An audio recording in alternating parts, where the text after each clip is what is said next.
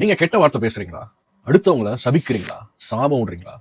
இந்த கெட்ட வார்த்தை பேசுறதோ அடுத்தவங்களை சாபம் விடுறதோ உங்களை பவர்ஃபுல்லானவரா காட்டுதுன்னு நினைக்கிறீங்களா? நிச்சயமா இல்ல. அது மேலும் உங்களை வீக்கானவரா தான் காட்டுது. ஏன் தெரியுமா?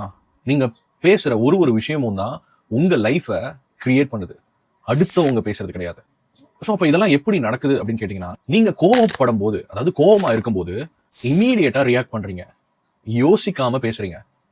அந்த பேச்சுக்கள் தான் சாபமாகவும் கெட்ட வார்த்தைகளாகவும் உங்ககிட்ட இருந்து வருது.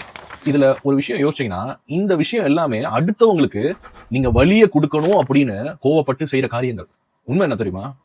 நீங்க அத உங்க ஆள் மனதுக்கு திரும்ப திரும்ப பதிவு செய்றீங்க. உங்களோட வாய் ஒரு மந்திர கோல்னே வச்சுக்கோங்க. அப்போ நீங்க உதிர்க்கிற வார்த்தைகள்லாம் எப்படி இருக்கணும்? சோ அப்ப நீங்க உதிர்க்கிற ஒவ்வொரு வார்த்தையும் நல்லது அல்லது கெட்டது இருக்கு. நீங்க என்ன பண்றீங்க? அடுத்தவங்களை சபிக்கிறேன்னு நினைச்சுக்கிறீங்க. பட் உண்மை என்ன தெரியுமா? உங்களை பத்தியே நீங்க உங்க மனதுல தப்பா ப்ரோக்ராம் பண்ணிட்டே இருக்கீங்க. அந்த சாபம் எல்லாம் உங்களுக்கு தான் சேருது முதல்ல.